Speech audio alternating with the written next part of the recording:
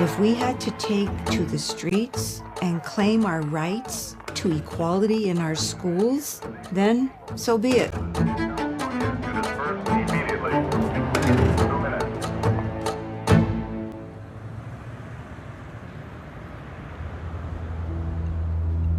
I went to Garfield High School.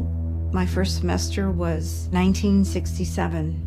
The schools on the east side were known as the Mexican schools. If we spoke Spanish, there was corporal punishment. And the lesson there was, we want you to assimilate. The teachers didn't really understand who we were. You know, they would make fun of our names when they would do a roll call.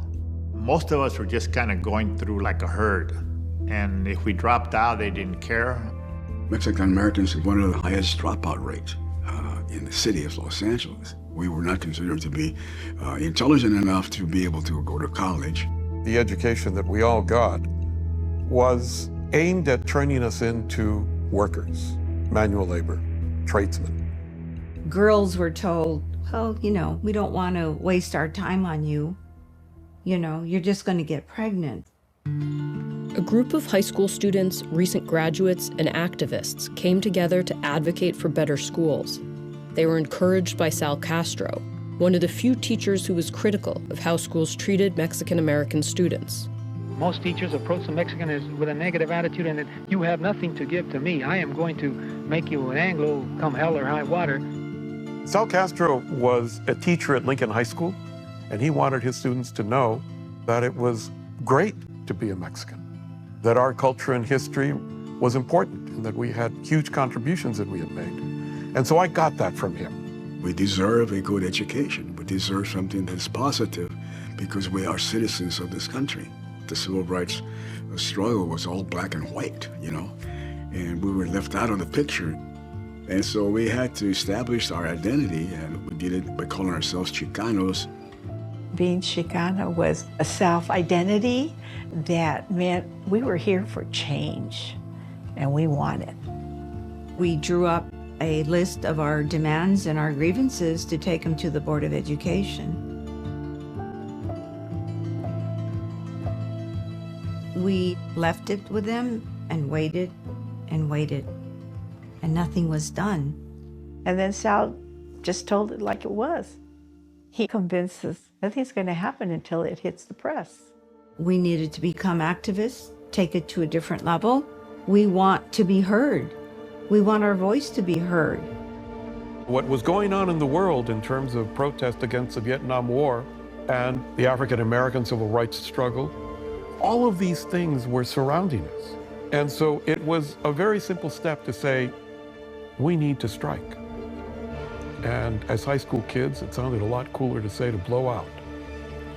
So we need to blow out. We need to walk out. We parked the car and ran right up the main gate into Lincoln High School, the main building, and started yelling, walk out, 10 o'clock, yelling, walk out, walk out, walk out, and banging on the lockers. 10 seconds, 20 seconds, 30 seconds, and nothing was happening. It seemed like an eternity, and we didn't know if anything was going to happen.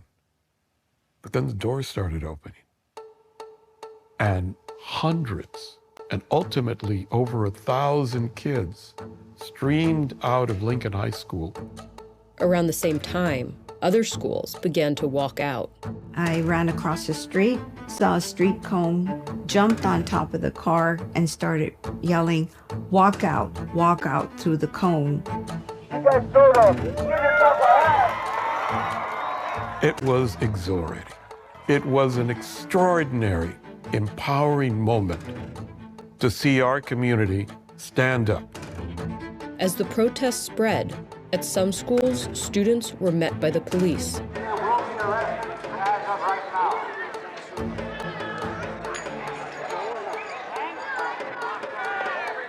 There's a famous photograph of their backs as they were approaching. I was on the other side. The police, with batons, rushed in and bloodied kids, beat them up. Kids trying to climb fences to escape and being pulled down and then bludgeoned.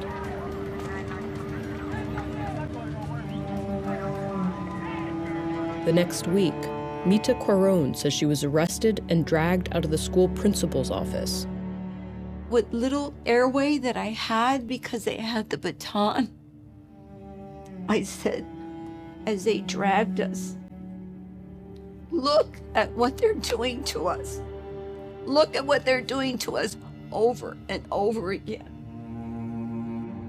Quickly spread throughout the community that this was going on, that the police were brutalizing us. And the next day, the clergy was there, and the union leaders were there, and our parents were there, and they joined us. The parents were the ones who should have been at the helm, not us. Why isn't he there sitting down and with us? He's our principal from our school, and he's not even there sitting down. As a 15-year-old, was I prepared for that? No. But we're not getting an education. We're not getting justice. The walkouts lasted for more than a week, growing to about 15,000 students. We're tired of talking. I mean, talking is not getting us anywhere. We want some action, sir. I mean, really. And we're going to be united. We're going to fight for what we're going to get. That's it. The students were persuaded to go back to school, and eventually the board agreed to a few of their demands, including more bilingual teachers and administrators. But nearly 3 months later, There's a knock on the door, bang, bang, bang. So I went to the front door, opened the front door, and all these cops, bang, they rushed into my apartment, threw me on the ground. And they told me that I was under arrest. I asked for what? They wouldn't tell me. And the next thing I knew, I was in handcuffs, being thrown into the back of a car.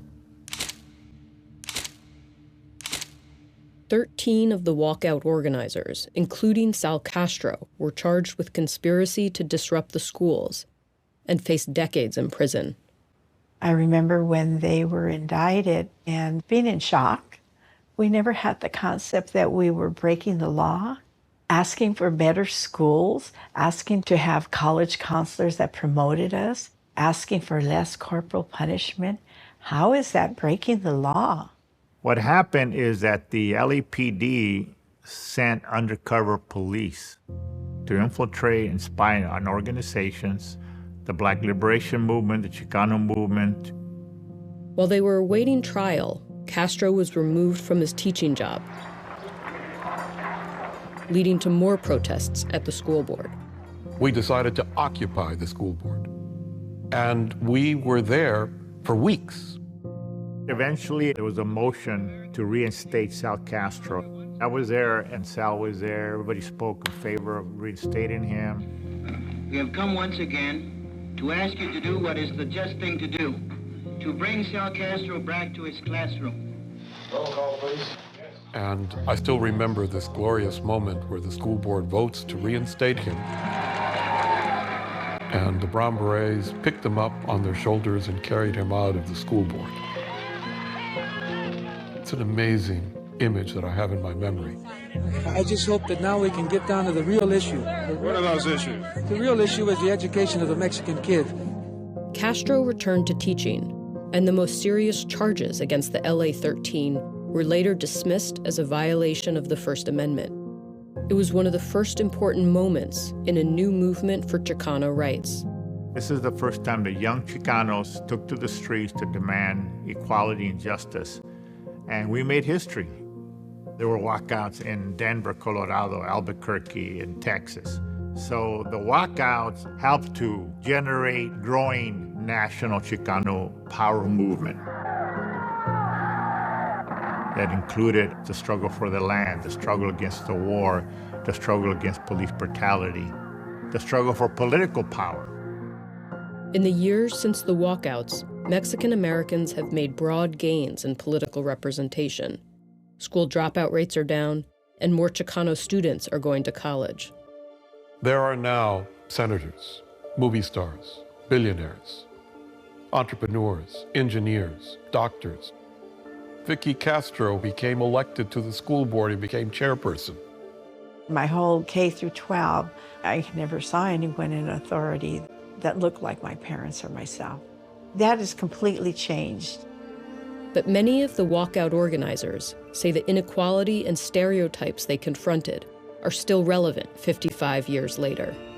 The school board started reforms that are still continuing to this day. They're not done. There's still a disparity in education for Mexican American students and other students of color. There is still a huge underrepresentation in college. There's still a lot of inequality. But there is also a tremendous change, and that started when those students stood up and walked out of school in 1968.